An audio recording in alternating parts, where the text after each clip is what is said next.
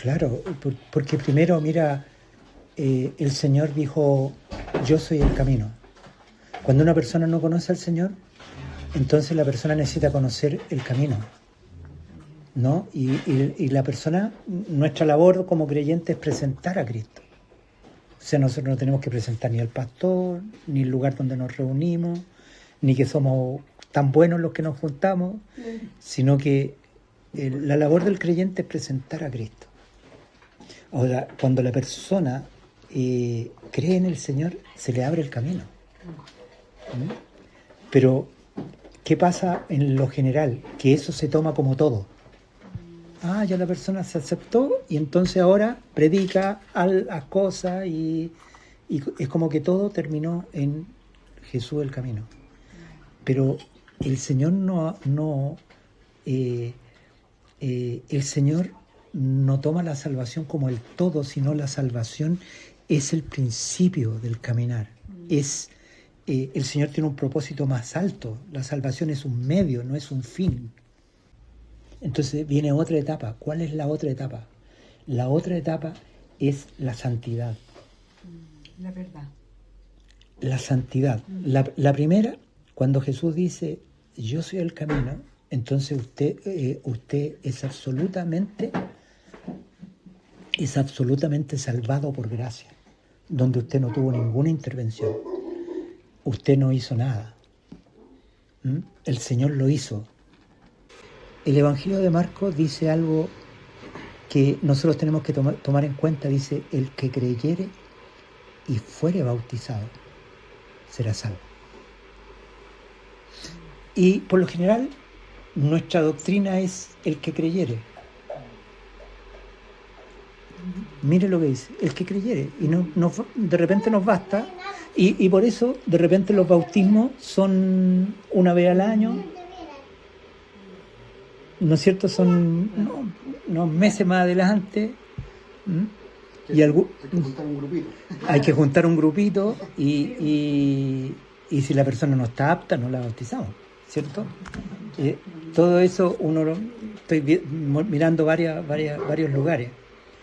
Pero miren lo que dice la palabra, el que creyere y fuera bautizado. Cuando uno cree, es salvo. Pero el siguiente estadio que tiene que caminar el creyente es la vida del Señor, la vida de Jesús resucitado. El Señor resucitó y Él quiere que nosotros vivamos la vida de resurrección. Pero la vida de resurrección tiene un problema. Para que haya vida de resurrección, la otra vida, ¿qué tiene que pasar con la otra vida? Tiene que morir. Y ahí está la justicia propia. ¿Me entiende? Porque la justicia propia, ¿qué hace? Que el Adán aprende a caminar.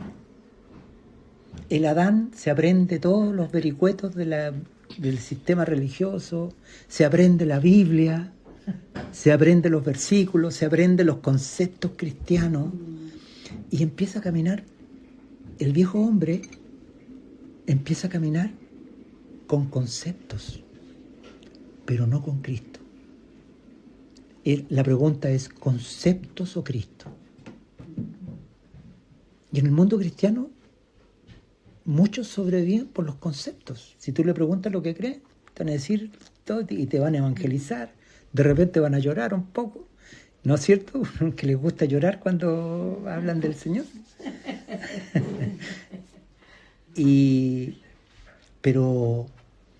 Pero son conceptos, ¿se fijan? No es Cristo. Son conceptos. Y uno se llena la mente de esos conceptos y piensa que eso es cristianismo. Pero el cristianismo es algo maravilloso. Cuando el Señor resucitó, se levantó de los muertos, el Señor, el Espíritu Santo, le cambia nombre a Jesús. Y no me refiero al nombre propio, sino cómo se refiere a Jesús. El Espíritu Santo ya no le llama el unigénito. Porque Jesús, de tal manera amó Dios al mundo que ha dado a su Hijo unigénito. ¿Se acuerdan? Pero cuando uno lee Hebreos, él dice, le llama a Jesús el primogénito. Miren la diferencia. El primogénito, ¿qué quiere decir? El primero en nacer. El primero en resucitar de los muertos. Lo que Dios nos ha dado por gracia es la vida nueva, que es la vida de Cristo. Y esa vida es un regalo, al igual que la salvación. Pero miren, se los voy a poner como este ejemplo. Cuando Israel salió de Egipto, salió por pura gracia. Salió de puro amor. Dios instaló su carpa en medio de todas las carpas, mostrándoles a ellos que siempre Dios estuvo con ellos. Se portaron mal, Dios estuvo con ellos. Se portaron bien, Dios estuvo con ellos. Murmuraron, Dios estuvo con ellos. Siempre lo primero que sucedía cuando Israel empezaba, se detenía, cuando la nube paraba. ¿Se acuerdan que ellos se movían por la nube? La nube se paraba y ellos sabían que tenían que armar el campamento. Lo primero que se armaba era la carpa del Señor. ¿Y cuál era la carpa del Señor? El tabernáculo. El tabernáculo. ¿Y qué pasaba en el tabernáculo? Dios habitaba en el lugar santísimo. Entonces un día les faltó el agua. No hubo agua. Estaban en un desierto que en el día hacen 50 grados. O sea, tú sin agua en un desierto con 50 grados te mueres. No tiene ninguna posibilidad. Entonces, cuando ellos vieron eso, pensaron, ¿cuánto nos vamos a demorar al primer lugar donde haya agua? Y no alcanzaban a llegar. Iban a morir. Eso es lo que ellos percibieron.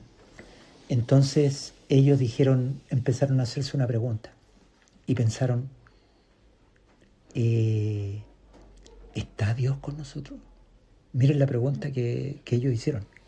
¿Está Dios con nosotros? Y ellos esa pregunta la hacían por convencionalismo, porque ellos creyeron que no estaba. Y cuando creyeron que no estaba, ellos se preguntaron y dijeron, ¿por qué estamos aquí? ¿Y saben a la conclusión que ellos llegaron? Este bandido del Moisés nos trajo aquí, nos vendió la pomada, nos convenció y nos tiene aquí metidos. Entonces, vamos a morir todos, pero el primero que va a morir es Moisés, lo vamos a apedrear. ¿Se dan cuenta cómo es la naturaleza humana? A nosotros nos pasa exactamente lo mismo. Cuando nosotros tenemos un problema, hacemos lo mismo que Israel. ¿Está Dios con nosotros? Entonces decimos, la culpa la tiene la Marcelita. Ella es la culpable. Le voy a quitar el saludo.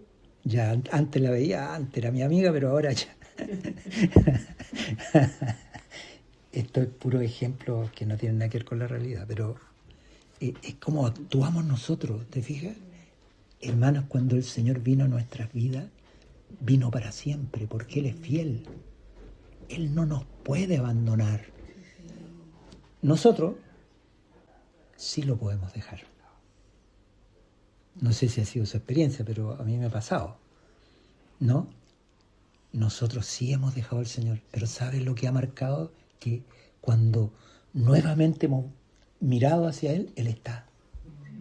Nunca Él no está, no es como decir, ya te perdiste la oportunidad, pobre. Claro, ahora vení, ¿no? No dice eso, sino que Él nos acoge. Y todo lo que Él nos prometió está vigente. Es nuestro. Entonces Moisés, Dios le habló y le dijo, anda a Horeb. Y en Horeb golpea la roca. Y cuando llegó Moisés iba atorado. ¿Sabes lo que significa atorado? Está enojado. ¿Cómo dudan de mí? ¿Cómo dudan de mi amistad? ¿No? Y entonces él iba enojado. Y Dios le dijo, golpea con tu vara la roca. Y entonces Moisés, el primer golpe que le dio a la roca fue enojado. Y el segundo fue el mandato de Dios. y empezó a fluir agua.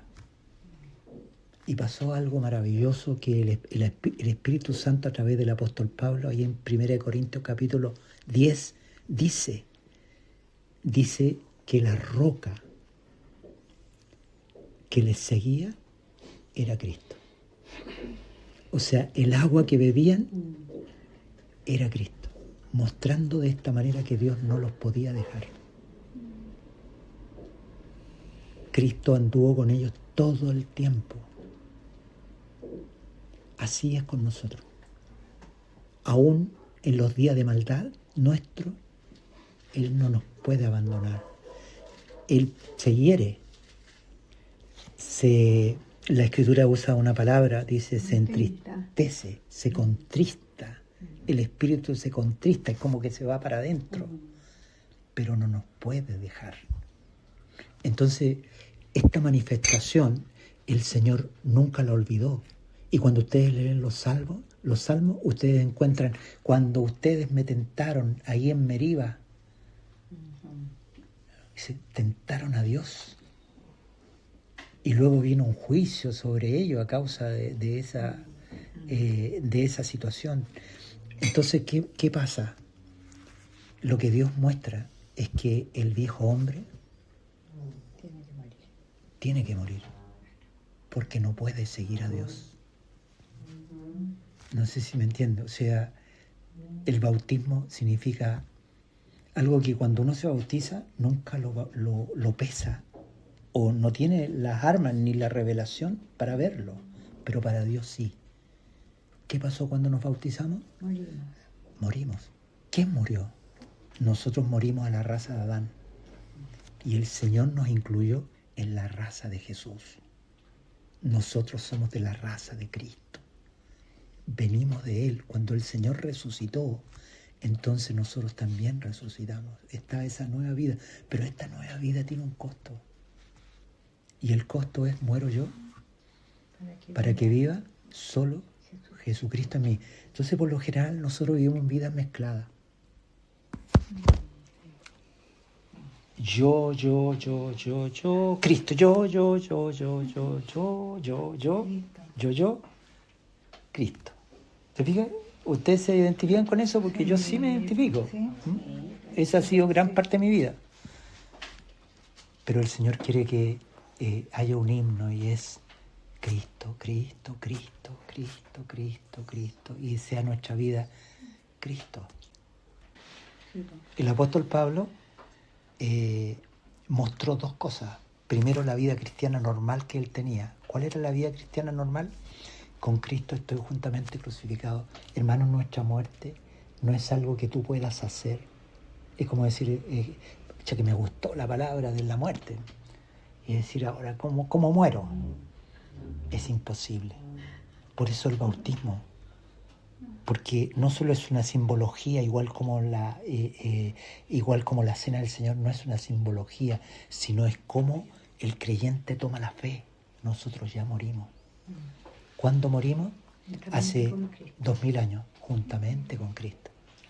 Entonces, lo único que tiene que hacer el creyente es reconocer su muerte. Pero no solo reconocer su muerte. Entonces, ¿por qué no nos cuesta identificarnos con la muerte del Señor? Porque todavía tenemos esperanza en la vieja criatura. Todavía creemos que no... Y uno le empieza a hacer promesa al Señor. Sé que a usted no le ha pasado, pero a mí me ha pasado a decir, no, Señor, yo voy a cambiar, voy a hacer esto, claro. Este año sí que no, este año yo las hago todas. Todo lo malo que he hecho, ahora lo renuevo. Y Dios, que nos conoce, dice, todavía está, necesita varios hervores más. Claro, hervor. Claro, porque está duro, todavía no ve que ya murió y que Dios no quiere nada del viejo hombre. Nada le sirve. Nada le sirve los esfuerzos nuestros para servir a Dios. No les sirven. Porque Dios ha mostrado un juicio para con Adán. Dios juzgó a Adán con justicia, y durante cientos de años.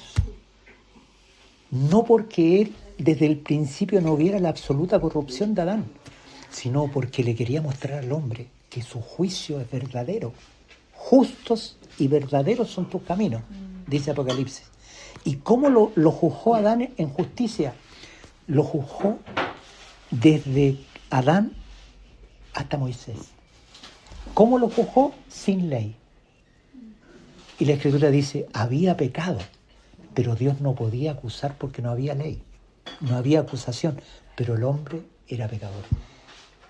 O sea, sin ley, el hombre estaba corrompido y era pecador. Pero luego, Dios lo juzga desde Moisés hasta Cristo. ¿Y qué es lo que ve? Ve que bajo la ley, el hombre está muerto. ¿Y por qué está muerto? El apóstol Pablo le llama a la ley, la llama el instrumento de la muerte. ¿Por qué le llama a la ley? Porque la ley es justa, santa y buena. ¿Me entiendes? Y Pablo le dice el instrumento de la muerte. ¿Por qué? Mira, está Dios a este lado y está la ley a este otro. Dios es bueno, la ley es buena, pero el que está al medio es malo. Es el hombre. O sea, ¿quién es el malo? El hombre. O sea, Dios puso al hombre bajo la ley y mostró que era digno de muerte. Y Dios tuvo paciencia, hermanos. Ese día que Israel se hizo un becerro de oro y Moisés venía bajando, ¿se acuerda? Del monte con las tablas y las quebró. Ese día no solo debían haber muerto aquellos que los levitas mataron, sino que todo Israel debía haber muerto, porque la paga del pecado es la muerte.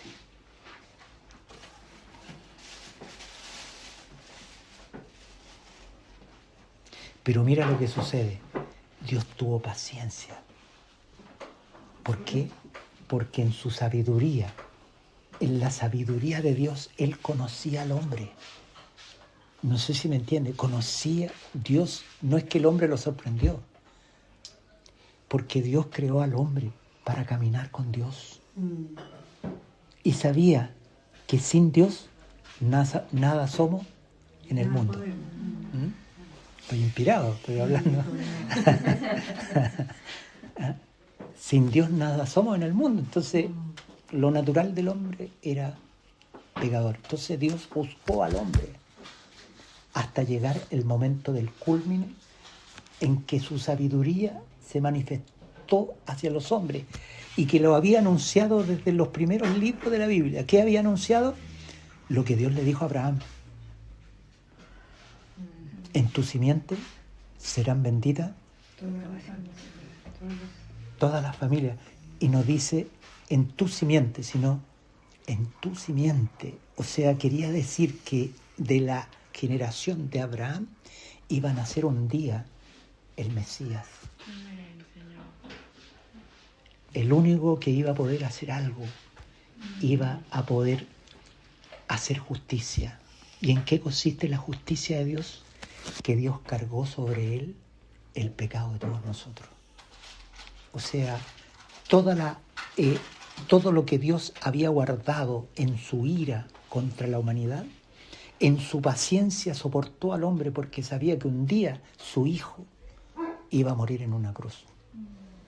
Y cuando Jesús murió en la cruz, el sacrificio, miren, esto pasó instantáneamente.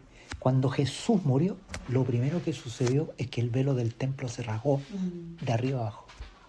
Y cuando el velo del templo se rasgó de arriba abajo, hermano, Dios estaba abriéndole la puerta al hombre para decir, el camino al lugar santísimo está abierto. Miren, hermanos, el camino que estaba cerrado, que había sido cerrado por los ángeles a causa del pecado de Adán, ¿se acuerdan? Los ángeles con espada de fuego sacaron a Adán y a Eva del Edén. Entonces, ahora, cuando Jesús murió, el velo del templo se rasgó porque el velo separaba el lugar santo del santísimo. Se refiere que el lugar santísimo representa el trono de Dios. ¿Me entiende? El trono a ese lugar el hombre había sido sacado, porque en el Edén el hombre podía contemplar los lugares celestiales, podía contemplar el cielo, tenía comunión con Dios. El día que pecó, esa comunión desapareció y el hombre abrió sus ojos para ver el mundo material, pero el mundo espiritual fue ciego para verlo. Entonces, cuando Jesús murió en la cruz, inmediatamente el velo del templo se rajó, mostrando lo siguiente, mostrando que a Dios le había satisfecho el sacrificio de Cristo y que su obra había salvado a todo el que cree. O sea, cuando Jesús murió, murió por todos. No sé si se dan cuenta, murió en vez de todos. Y el Padre firmó eso y el velo se abrió, se rompió, porque a Dios le agradó el sacrificio y permitió que el hombre pudiera tener paz con Él, pudiera volver a tener comunión con Dios. Pero miren lo que sucedió. Jesús preparó,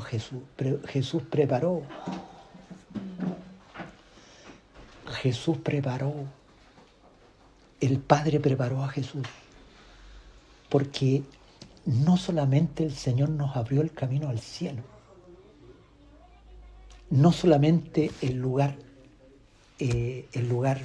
santísimo se abrió para nosotros, sino que el Señor Jesús fue perfeccionado. O sea, cuando Jesús murió era perfecto. Miren lo que les digo, hermanos, Jesús era perfecto. ¿Y sabe por qué tenía que ser perfecto? Jesús era perfecto porque tenía que permanecer con Dios. Si Jesús hubiera tenido una sola falta, si hubiera tenido un solo detalle en su vida, no podría haber permanecido sentado a la diestra de Dios. Él se sentó en los cielos porque la obra estaba consumada. Se sentó en los cielos porque era perfecto. Era como el Padre, sin pecado, aborreciendo el mal, habiendo sido probado desde que nació, aún antes, porque el diablo trató de matarlo, matar su simiente. Desde el principio Satanás quiso matar la simiente del Mesías. Y cuando él nació, llegaron a matar a todos los niños que nacieron en Belén. Él sufrió la persecución y luego el enfrentamiento con el mundo religioso. Y Jesús se sentó en los cielos. Del lado nuestro tenemos a un hombre sentado a la diestra del Padre. Y que permanece ahí. Permanece en los cielos porque es perfecto. Hay un hombre perfecto sentado a la diestra de Dios y nos ve con simpatía. Do you understand? Yes. O sea, nos ve, nos ama.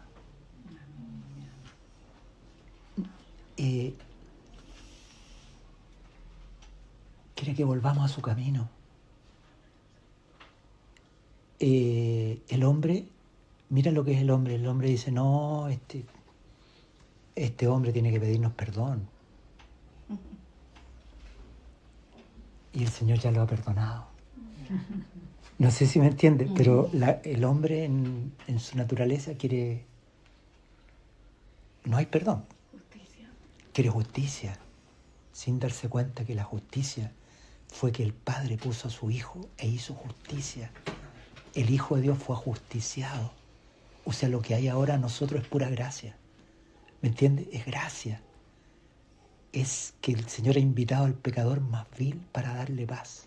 Y aún si alguno se ha extraviado, el Señor dice, si alguno lo convence para que vuelva, dice, ¿qué? ¿Se acuerdan lo que dice Santiago?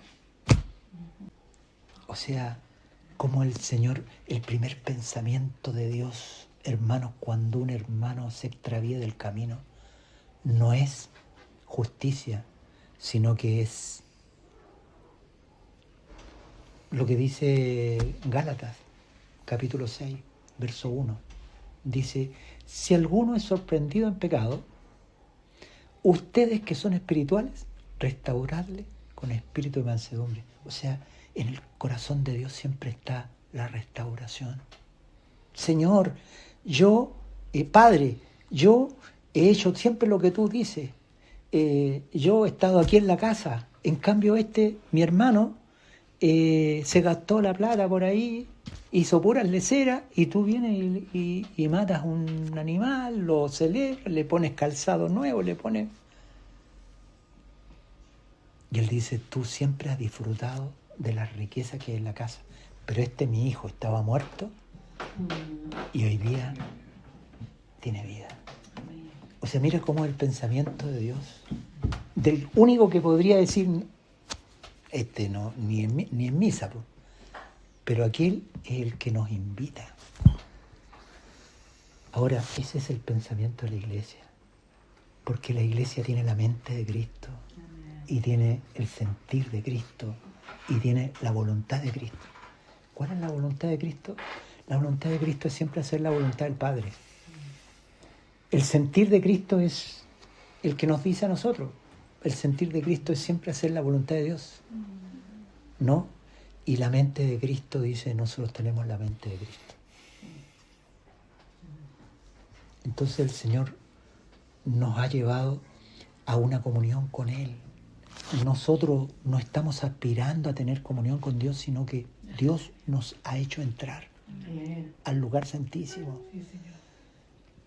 ¿Por qué? Por su gracia, porque Él ha querido, porque Dios le agradó el sacrificio y el velo se rasgó y Dios levantó su mano y le dijo al hombre, reconciliaos con Dios. ¿Por qué? Por el puro afecto de su voluntad. Porque le plugó a Dios, porque Dios quiso. Él quiso. No es que nosotros buscamos, no, Él quiso. Y entonces Dios nos ha invitado a caminar con Dios. Entonces, para caminar con Dios está la santidad. En el mundo religioso no se conoce la santidad, porque se confunde la santidad. Por ejemplo, hace 50 años atrás, la santidad en el mundo evangélico era no ir al cine, no bailar, no jugar fútbol. No ver televisión. Tomar del televisor y ponerle un monte y pegarle una patada y que estupendo cómo rodaba.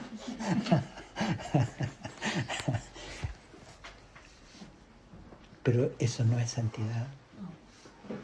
¿Saben lo que es santidad? Santidad es lo que dice el dicho. Dime con quién andas y te diré quién eres. Entonces, Cristo ha venido a mi corazón. Pero cuando yo no vivo esa realidad, cuando yo no la creo, aunque tengo a Cristo, pero vivo indiferente a esa realidad, no la creo. O me veo en mi naturalidad. A nosotros nos cuesta poco andar en nuestra naturalidad. Pero miren, hay una verdad gloriosa, maravillosa, que Él está. Jesús está. ¿Y por qué está? Por la fe. Y entonces a veces lo siento y a veces no lo siento. Pero nosotros estamos en Cristo por la fe. Dios quiere que afirmemos nuestra fe. Cristo vive en mí. ¿Te fijas? O sea, Él vive. El que me ha reconciliado con Dios y me ha salvado, vive en mí. Y me hace una invitación. ¿Y saben cuál es la invitación que hace el Señor? Si alguno quiere ser mi discípulo. ¿Y qué nosotros vamos a aprender en esta disciplina? Vamos a aprender a hacer la voluntad de Dios. Vamos a aborrecer el mal, vamos a aborrecer el pecado. ¿Pero saben por qué? Porque caminamos con Él como una realidad. Y aquí voy a decir algo que tiene que ver con la palabra de Dios. Qué importante es la Escritura. Porque es la voz del Espíritu Santo. Y el Espíritu Santo da este testimonio, el testimonio de Jesús. Desde Génesis, Apocalipsis, la Biblia da testimonio de Jesús. Y eso le dice Jesús a los judíos. Les dice, ellas son las que dan testimonio de mí. Dice, y ellas son las que dan. ¿De qué testimonio habla la Biblia? Desde el principio hasta el fin, de la sabiduría de Dios. Y la sabiduría de Dios es su Hijo. La sabiduría de Dios no es el hombre que ha cambiado, que ahora entendió cosas, que tiene conceptos maravillosos. No, la sabiduría de Dios es que el hombre no habita el bien y que Dios envió a su Hijo. Y el Hijo de Dios que murió en la cruz y nos justificó por su obra, vive también en nosotros. Y Él quiere que aprendamos a caminar con Él, a andar con Jesús. ¿Y cómo se logra eso? El Espíritu Santo trae la realidad a Cristo. Pero ¿saben cómo eso se hace realidad? Únicamente por la fe. Lo que yo creo. Cuando tú crees que Jesús vive, entonces miren, esta fe nos lleva a lo que es la santidad. Porque el creyente empieza a decir, no yo, tú, no yo, no ya yo. Y cuando estamos en esa etapa, el Espíritu Santo empieza a mostrarnos cómo somos. Dios empieza a mostrarnos nuestra naturalidad. Y de pronto, nuestra naturalidad a algunos les choca. Cuando el Espíritu Santo viene y dice, así eres tú. Y dice, no, yo no he robado nada. Y suena la vaca que moje detrás.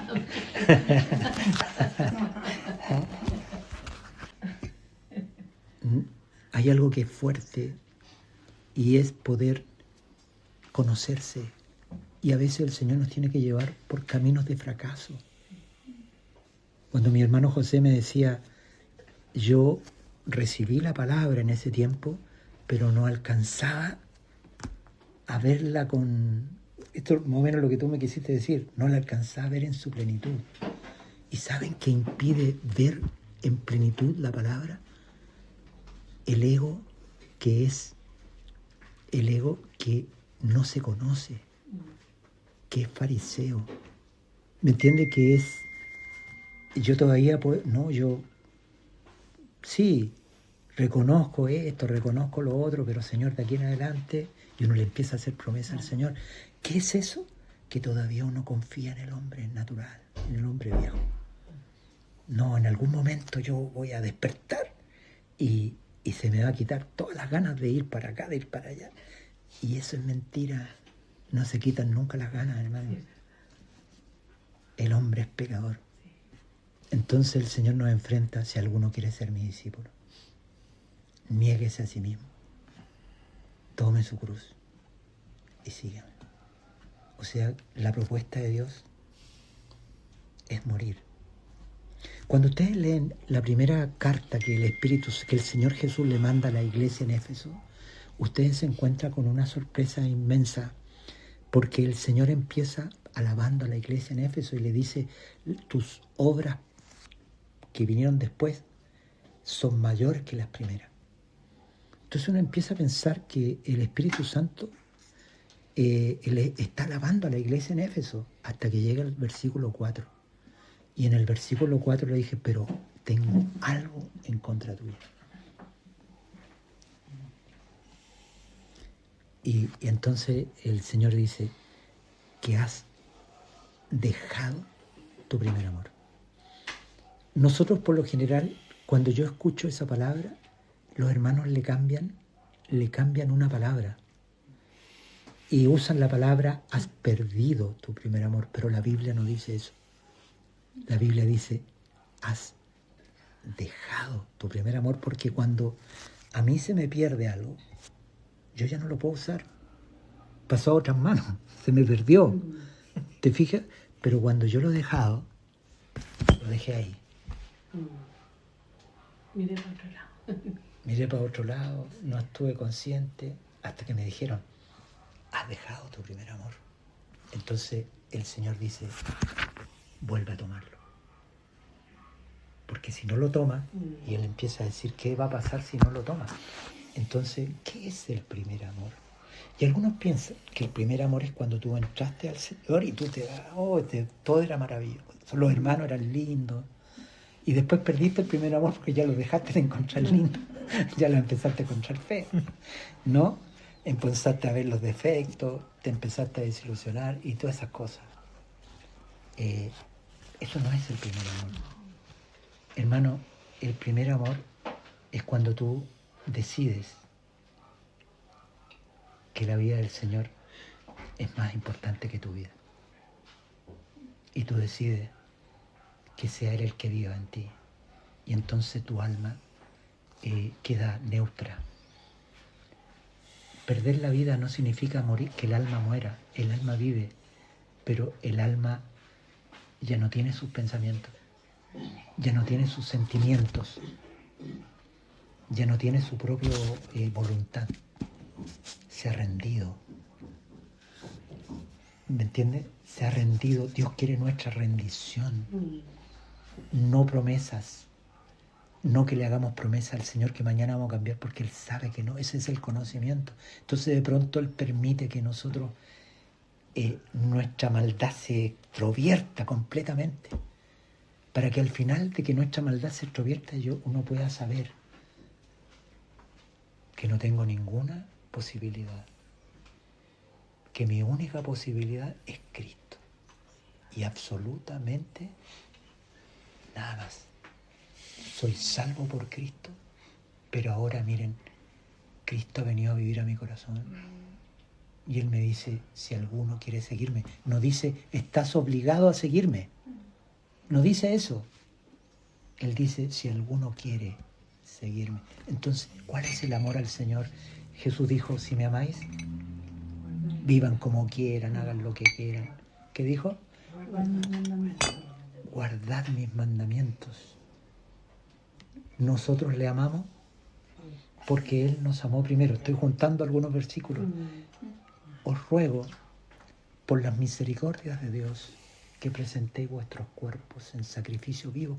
Romanos 12:1. Os ruego. O sea, el Señor podría obligarnos. Me gusta mucho una canción que escuché hace años atrás en inglés, y mi profesor de inglés me pidió que dijera de quién estaba hablando. Era una canción de amor. Entonces nosotros que estábamos estudiando inglés teníamos que saber a quién iba dirigida, y la canción iba dirigida a Jesús. Y la cantante decía, yo perdí mi vida por el pecado, y tú me rescataste, y luego me devolviste la vida. Esto es lo que ha hecho el Señor con nosotros. O sea, Él nos rescató, por lo tanto nuestra vida le pertenece a Él, pero ¿sabes lo que Él hizo? Dijo, toma, si alguno quiere. ¿Tú quieres? ¿Te fijas? ¿Tú quieres ser mi discípulo? O sea, tiene un costo. Amar al Señor es seguirlo, es morir. Entonces, ¿qué había pasado con la iglesia en Éfeso? La iglesia en Éfeso venía con revoluciones, o sea, venía haciendo la voluntad de Dios, hasta que pasó algo. ¿Cómo uno pierde o deja el primer amor? Cuando empieza a mirar a otro lado que no es Cristo. Probablemente los hermanos de Éfeso habían recibido tantas bendiciones por el Señor. Probablemente les había ido bien en las cosas, trabajaban, ¿no es cierto? Tenían un trabajo. Claro que hacía un poco de calor, pero igual, trabajo, ¿no? Y otras cosas. Y entonces los ojos empezaron a separarse del Señor y empezar a ver las cosas de este mundo, la comodidad. Fíjense que en el mundo cristiano hoy día, el mundo cristiano quiere conocer más. Hay mucho cristianismo de conocer Biblia, pero hay poco cristianismo de realidad. ¿Me entiende? De caminar por la fe, de andar con el Señor. Entonces la iglesia en Éfeso dejó a Cristo, pero la inercia les hacía hacer todas las cosas que hacían siempre. se reunían, hacían obras de caridad, había el departamento de ayudar a los más pobres, había el departamento del discipulado, había el otro departamento de los otros, todo funcionaba perfecto, pero el Señor tiene ojos como llamas de fuego. Yo le puedo vender la pomada a mi hermano José, pero al Señor ¿puedo? No. Porque el Señor es como Superman. O sea, te pone la vista así y conoce tus pensamientos, conoce las intenciones de tu corazón, conoce dónde estás espiritualmente, conoce todo. Y el Señor le está diciendo a la iglesia con una claridad en lo que está diciendo: has dejado tu primer amor. Entonces el primer amor significa: muero yo para que viva Jesucristo en mí. La vida resucitada es un regalo de Dios. Nosotros la tenemos. Nosotros tenemos la vida, pero también tenemos otra cosa. Tenemos su muerte. Cuando Jesús murió en la cruz, nosotros también morimos. Él nos llevó y morimos con Él en la cruz. Entonces el bautismo es eso. Nosotros morimos por gracia. No es que yo ahora diga voy a morir, voy a hacer un ayuno 40 días, a ver si muero por el camino, muero a mi vida almática. Uno puede ayunar 41 días y la vida almática sigue adelante. La vida almática tiene una sola extinción: cuando el creyente por la fe decide seguir a Cristo, mirarlo a Él. Y decir lo que dijo Pablo. O sea, cuando ustedes ven la vida de Pablo y lo que él expresa, es la vida resucitada. Dice: con Cristo estoy juntamente crucificado. Lo primero que él ve es su muerte juntamente con Cristo, pero la muerte juntamente con Cristo empezó en la cruz y continuó. Es como del pasado. ¿Y cuando nosotros morimos? Ustedes murieron cuando se bautizaron, pero muchas veces nosotros no lo sabemos porque la justicia propia, porque nuestra religiosidad, porque no sabemos caminar por la fe y queremos tener la experiencia para creer. Pero ¿saben lo que pasa? Cuando uno camina por la experiencia, se pega unos refalones y cae de boca y se le caen los dientes, hermano, de los golpes que se da. Porque el creyente no camina por la experiencia, sino que la experiencia proviene de haber caminado por la fe. ¿Se fijan? Y entonces la fe que te dice: moriste, no trates de morir, sino reconoce ese hecho. Y entonces tu vida hoy día es el Señor Jesucristo. Él vive la vida del nosotros tenemos la vida del resucitado. Creemos.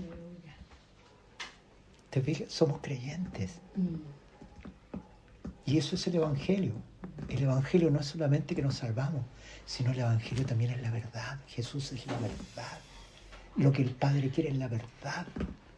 Y la verdad es la persona del Señor Jesucristo. No somos nosotros mejores, sino es que caminamos con la verdad.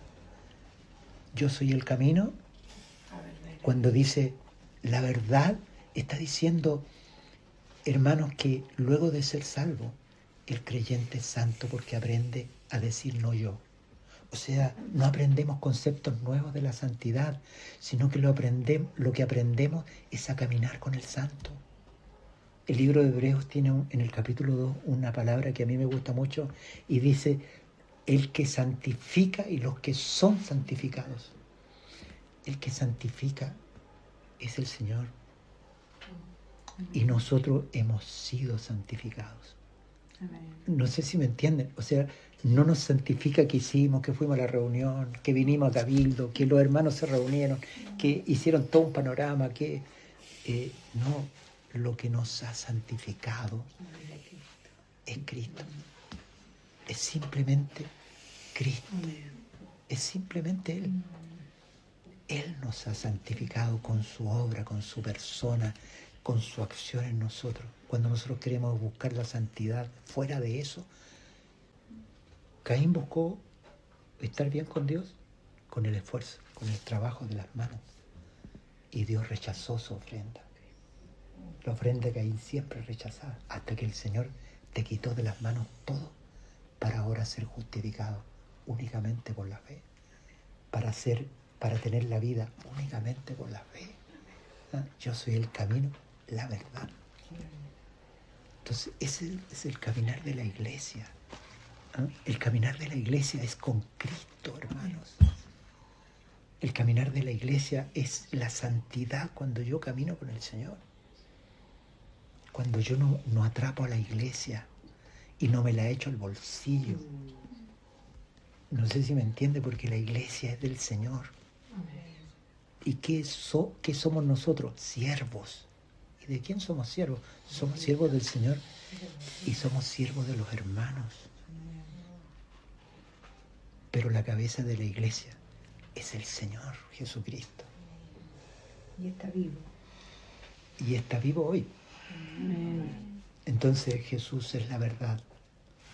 Y el apóstol Pablo dijo, con Cristo estoy juntamente crucificado. Es una realidad para nosotros lo mismo. Cuando morimos, hace 2000 años. Cuando nosotros nos bautizamos, lo hicimos pensando en la muerte de Cristo. El bautismo es nuestra muerte con Cristo. Morimos. Pero luego, ¿cuántos minutos estaríamos bajo el agua? Es abajo, muerte, y arriba, resurrección. El bautismo es algo maravilloso que nosotros deberíamos enseñarlo siempre. No basta que una persona crea, tiene que unirse a la muerte de Cristo conscientemente por la fe. Aunque no lo entienda, porque uno no lo entiende al principio, pero el Señor nos va recordando en el tiempo nuestro bautismo. Morimos. ¿Y para qué morimos? Para que Él viva. Con Cristo estoy juntamente crucificado. ¿Cuándo? Hace 2000 años. Y ya no vivo yo. Cristo vive en mí. Amén. Esa es la verdad. Cristo vive en mí. Y luego dice, y lo que vivo en la carne, lo vivo en la fe del Hijo de Dios. O sea, estoy muerto y hay otro que vive en mí. Y nuestra experiencia, mi vida experiencia cristiana, ¿no? Lo que vivo en la carne, no se refiere a la carne como la vida natural, sino se refiere a lo que nos toca vivir diariamente, nuestra vida en la carne, cuando preparamos la once, cuando comimos, participamos de esta comida, se está refiriendo, hermanos, a nuestra vida, es porque hemos creído. Caminamos porque hemos creído que Él vive en mí y que yo ya no vivo. No hay lugar para mis pensamientos, no hay lugar para mis emociones, no hay lugar para mi voluntad. Porque en la cruz Dios juzgó al hombre en Adán. ¿Y qué hizo con la mente? Una corona de espinas. ¿Qué hizo con los afectos? Los afectos manifestados por las manos. Crucificados. ¿Qué hizo con los pies que van donde quieren? Adheridos al madero. O sea, cuando Pablo dice, con Cristo estoy juntamente crucificado, quiere decir esas tres cosas. Yo tengo la mente de Cristo. Tengo los afectos de Cristo. Y tengo la voluntad de Cristo. ¿Y cuál es la voluntad de Cristo? Hacer lo que el Padre quiere, hacer su voluntad. Pero Pablo no era perfecto. Pablo dice, camino a la perfección, porque Jesús dijo, yo soy el camino, la verdad y la vida. ¿Y saben lo que es la vida? La vida es la comunión con el Padre. Porque con el Padre y con el Hijo, el creyente experimenta lo que es la verdadera vida. Entonces, para vivir esa experiencia, el creyente, para vivir la vida del Señor, tiene que mirar al Padre necesariamente y ver el fin de todo. El fin de todo es el Padre, ¿no? Y el apóstol Pablo habla de la perfección. Dice, no que lo haya ya alcanzado, sino que prosigo al blanco. ¿Cuál era el blanco de Pablo? El blanco de Pablo no era ser apóstol, porque lo era, por gracia, porque Dios lo había llamado. El anhelo de Pablo no era alguna cosa material. No tenía nada, no tenía familia. Él renunció a todo por causa de Cristo. Él quería algo más, quería ser perfecto, como su Señor. Y entonces la única manera de ser perfecto es mirar al Padre. ¿Por medio de quién? Del Hijo. Porque ahí está la vida. Ese trayecto es el trayecto normal de la iglesia. Esa es la iglesia cristiana normal. Es la iglesia que ha conocido a su Salvador, que ha conocido a su Señor y que ha conocido al Padre. Y a esto nos ha llamado el Señor. Ahora, hermanos, miren, lo que yo estoy diciendo, a lo mejor pareciera que estoy hablando un lenguaje muy alto, pero el Señor habla este lenguaje con hermanos y hermanas que son sencillos, porque Él vino a los sencillos, porque nos ha pedido que creamos. El Señor no nos ¿cómo decir? Dice, no, tú te falta hacer el magíster, el máster y después el doctorado para aceptar. No, es para nosotros. Esos 120 hombres y mujeres en Pentecostés eran iguales que nosotros. Eran creyentes. Y Dios nos ha llamado a una vida superior, a la verdadera santidad y a la verdadera vida. A la verdad y a la vida. Y este es solamente por la fe. Y por último, quiero hacer algo que siempre nosotros tenemos que tener en cuenta. En la obra del Señor, qué importante es la palabra de Dios, la Escritura. Pero la Escritura, inspirada por el Espíritu Santo, nosotros sabemos que su Hijo. Antiguo Testamento, Nuevo Testamento, su Hijo. El Evangelio, expresado por los apóstoles, en las cartas, en los Evangelios, manifiesta lo que Cristo dijo. Jesús no escribió nada. Jesús no dejó grabado nada. Lo que Él dejó fue aquellos que lo oyeron. Los testigos. ¿No? Y esos testigos fielmente no le pusieron nada ni le quitaron nada. Expresaron cómo ellos recibieron esta palabra directamente del Señor y la escribieron. No hay alguna parte del Nuevo Testamento que digamos esto no es para nosotros, esto otro es para nosotros, sino que es todo para nosotros porque es el Evangelio expresado y nosotros tenemos que tenerle respeto a la palabra de Dios. Y respeto significa reconocer que el Evangelio es todo lo que está escrito por los apóstoles. Pero hay algo, hermanos, que nosotros tenemos que saber y es lo que dice el capítulo 2, verso del 1 al 4, pero particularmente refiriéndome al versículo 4, al 3, a la mitad del 3 y del 4, cuando dice que los que oyeron al Señor, confirmaron la palabra dicha por Jesús. O sea, los apóstoles lo único que hicieron, confirmaron. ¿Y cómo lo confirmaron? Escribiendo. ¿Y cómo escribieron? Inspirado por el Espíritu Santo. Entonces, todo lo que escribieron ellos, para nosotros debemos saber que es la confirmación de lo que Jesús dijo. Y nada es despreciable. Nada de lo que ellos escribieron es despreciable. Y nosotros siempre lo tenemos que tener en cuenta. Pero miren, y ahora habla el Padre, dando Dios testimonio juntamente con ellos, con señales, milagros y diversos repartimientos del Espíritu Santo conforme a su voluntad.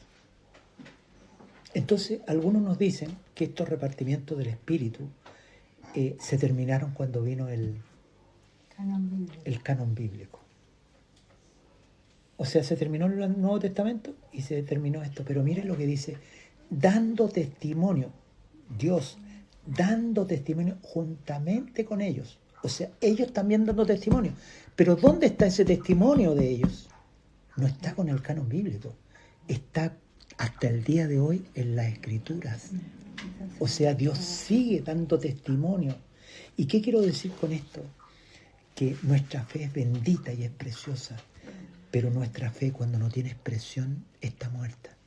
O sea, siempre nuestra fe nos va a llevar a una realidad de Cristo. ¿Me entiendes? A una expresión del Señor vivo, presente. Porque si no, es una fe muerta que está en el concepto. Cuando las personas solamente se llenan de conceptos verdaderos, esos conceptos no traen la vida. En cambio, nuestra fe trae la vida, trae a la realidad a Cristo.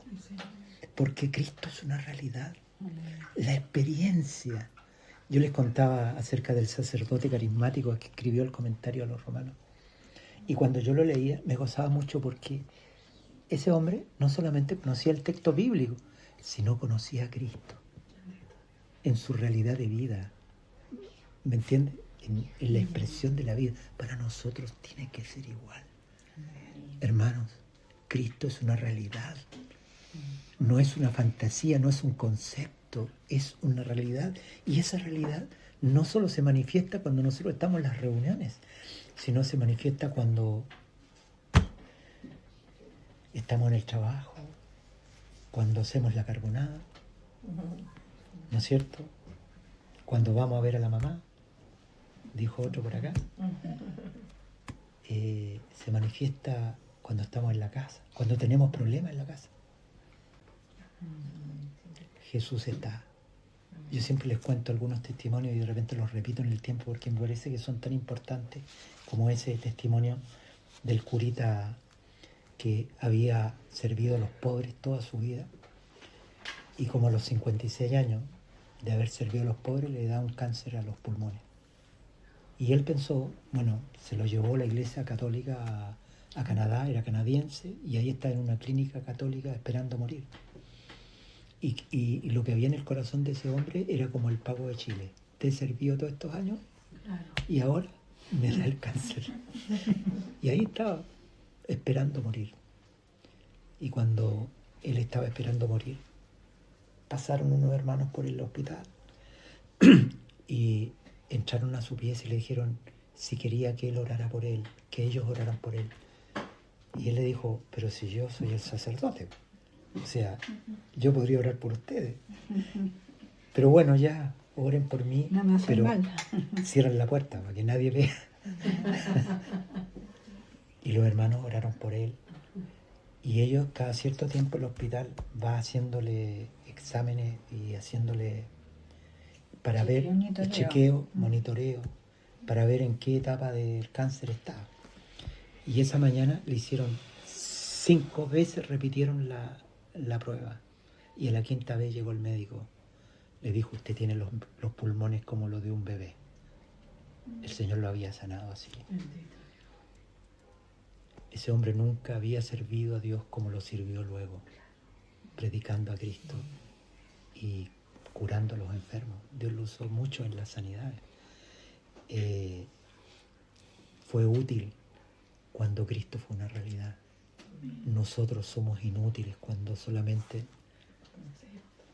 tenemos conceptos, reunionismos, cosas que no... Pero cuando Cristo se nos revela, entonces somos útiles y Dios nos puede usar gloriosamente. Entonces ustedes ven la realidad de la Escritura con el testimonio que Dios quiere seguir dando de los escritos apostólicos con diversos milagros, repartimientos del Espíritu Santo. Una realidad viva. ¿Ustedes lo pueden ver, hermanos? Cristo es una realidad hoy día. No solamente quiere que tengamos el concepto, sino la realidad, la vida. Amén.